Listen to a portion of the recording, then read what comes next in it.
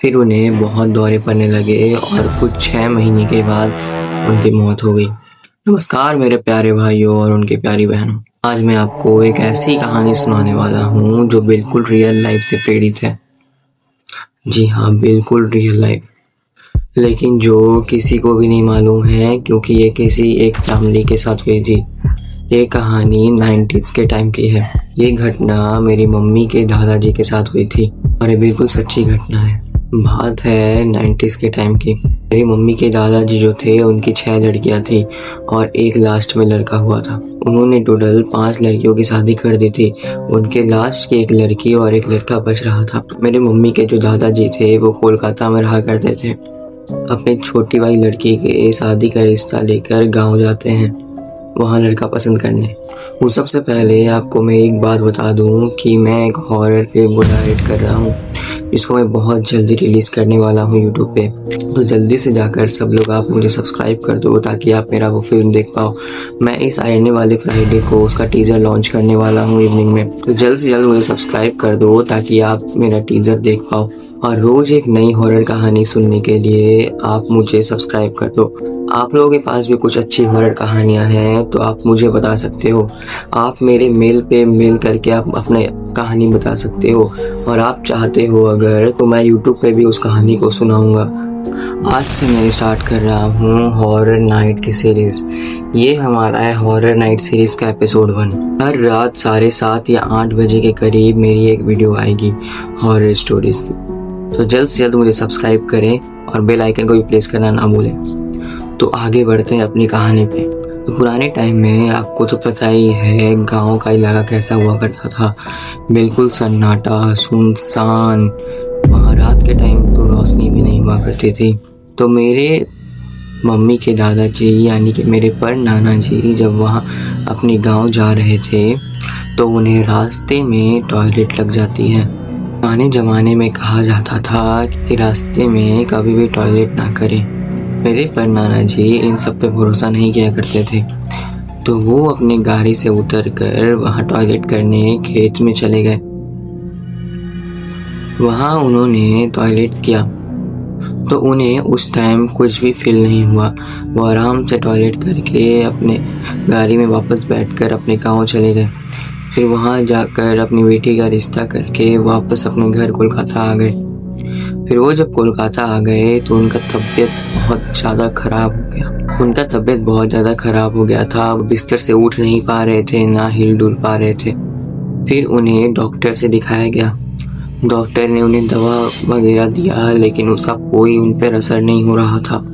धीरे धीरे उनकी तबीयत और ख़राब होती गई। उनका शरीर बिल्कुल काम करना बंद कर दिया। वो हिल भी नहीं पा रहे थे अपनी जगह से। वो रोज बिस्तर पे पड़े रहते थे। उनका सारा काम बंद हो चुका था। फिर कुछ दिनों के बाद उनकी जो बेटी थी जिनका वो रिश्ता लेकर वहाँ गए थे उन्हें कुछ महसूस होने लगा। उन्हें ऐसा लगने लगा कि उनके पापा जो हैं वो कहीं भी आ जाते हैं। वो जब रात को सो रही थी तो उन्होंने देखा कि उनके पैर के सामने कोई खड़ा है और वो बिल्कुल उनके पापा की तरह लग रहा था। तो उन्होंने इसे इग्नोर कर दिया। फिर जब वो अगले दिन उठती है तो उन्हें याद आता है कि उनके पापा तो बीमार हैं, वो तो खड़े भी नहीं हो पा रहे हैं। फिर वो अपने पापा के पास जाती है और उन्हें देखती है तो वो वैसे ही अपने बिस्तर में पड़े हुए थे। वो हिल भी नहीं रहे थे। उन्होंने उनसे पूछा कि आप रात को मेरे कमरे में आए थे? तो उन्होंने कोई जवाब नहीं दिया। उन्होंने उनसे फिर पूछा कि आप मेरे कमरे में आए थे क्या रात को? मुझे ऐसा लगा कि आप खड़े हो वहाँ पे। तो उन्होंने फिर से उन्हें कोई जवाब नहीं दिया। तो वो जब जवाब नहीं दे रहे थे तो फिर डॉक्टर को बुलाया गया। फिर पता चला कि इन्होंने अब बोलना भी बंद कर दिया है। देखते ही देखते 2 महीना बीत चुका था। फिर एक दिन ऐसा होता है वो कमरे में अकेले होते हैं, वहाँ कोई नहीं होता।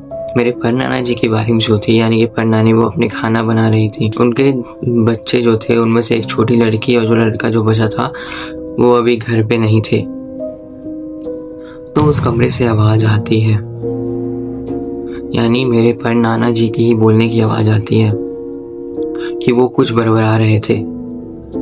लेकिन कोई समझ में नहीं पाया वो क्या आखिर बोल रहे थे। उनका आवाज़ में बिल्कुल चेंजेस आ गया था। उनका आवाज़ नहीं लग रहा था। वो ऐसा लग रहा था कि वो कोई और बोल रहा है। फिर सब घबरा गए। घबरा के उन्होंने सोचा कि अब ये बात कुछ और ही है, क्योंकि उन्हें भी कुछ ऐसा महसूस हो रहा था कि ये जो हो रहा है वो बीमारी नहीं कुछ और है। क्योंकि जब से वो अपने गांव से लौटे हैं तब से ही उनके साथ कुछ ऐसा हो रहा है, जिससे घबरा कर वो गए वहाँ के एक तांत्रिक के पास जो झाड़ फूक करते हैं, भूत भगाते हैं। वो लोग आकर उन पे कुछ मंत्र वगैरह किया। उनसे फिर पूछा उन्होंने चिल्लाकर उससे कि तू कौन है, तू यहाँ क्या कर रहा है, तू उसके शरीर में कैसे आया। तो उसने जवाब दिया बिहारी में, जी हाँ भोजपुरी में उसने जवाब दिया। मेरे परनाना जो थे उनका नाम था ललन।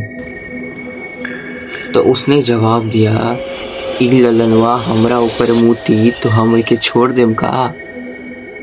आपने समझा? इसका मतलब है कि वो बोल रहे थे ये जो ललन है ये अगर मेरे ऊपर टॉयलेट करेगा तो मैं क्या इसे जाने दूंगा, मैं इसे नहीं छोड़ूंगा, तुम कुछ भी कर लो। यानी इसका मतलब था ये जो भूत था उसका यहाँ पे ईगो हर्ट हो गया था।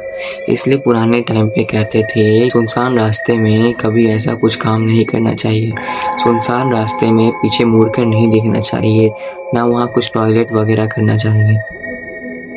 तो इसके बाद तांत्रिकों ने बहुत कोशिश किया उसे छुड़ाने का, लेकिन वो बिल्कुल उनके छोड़ने के लिए राजी नहीं हो रहा था। उन्होंने बहुत झाड़ फूक किया, बहुत मंत्र पढ़ा, बिल्कुल उसने लेकिन बिल्कुल नहीं छोड़ा। और हाँ, वो जो बोल रहा था वो अलग से बाहर आकर नहीं बोल रहा था, वो मेरे परनाना जी के अंदर यानी परनाना जी के ही मुंह से बोल रहा था, अलग आवाज में, यानी कि उसके आवाज में। वो ऐसे ही बोल रहा था कि ये जो ललन है कि अगर मेरे ऊपर टॉयलेट करेगा तो क्या मैं इसे जाने दूंगा। तो ऐसे ही देखते देखते और 2 महीना बीत गए। टोटल 4 महीना हो चुके थे। उनका तबीयत और ख़राब होने लगा। बहुत कोशिश किया गया उनके अंदर से इसको निकालने का, लेकिन वो बिल्कुल नहीं छोड़ रहा। फिर लास्ट में ऐसे ही बिस्तर परे 6 महीने के बाद उनकी मौत हो गई और वो बिल्कुल नहीं बच पाए। ये जो भूत था वो बहुत ज़्यादा कठोर था, वो बिल्कुल नहीं छोड़ा, यानी एक टॉयलेट करने का कारण वो मौत ले गया। ये बिल्कुल सच्ची घटना है, मैं आपको बता रहा हूँ तो मेरे गूज़बम्स आ रहे हैं। उनके जाने के बाद उनकी बेटी की जो शादी है वो मेरी परनानी ने और उनके भाई यानी कि परनानी के भाई उनकी जो बेटी थी उनके मामा ने मिलकर उनकी शादी करवाई। और फिर मेरी परनानी और मेरे नाना जी यानी कि उनके बेटे तो मेरे नाना लगे, वो लोग आ गए अपने कोलकाता में आके रहने लगे। अगर आपको ये कहानी पसंद आई तो प्लीज़ लाइक कर दे और कैसी लगी आप कमेंट में ज़रूर बताना। और ऐसे ही रियल लाइफ हॉरर स्टोरी को सुनने के लिए आप मेरे साथ जुड़ जाएं, यानी मुझे सब्सक्राइब कर दें। मैं रोज़ रात को एक न्यू हॉरर स्टोरी लेकर आऊँगा। और आप लोगों को भी अगर कोई कहानी बताना है तो आप मुझे मेल कर सकते हो। अगर आप वो भी नहीं करना चाहते तो आप मुझे कमेंट में कह देना, मैं आपको अपनी इंस्टाग्राम आईडी दे दूँगा, आप वहाँ भी मुझे बता सकते हो। Thank you for watching. अब मिलते हैं अगले वीडियो में।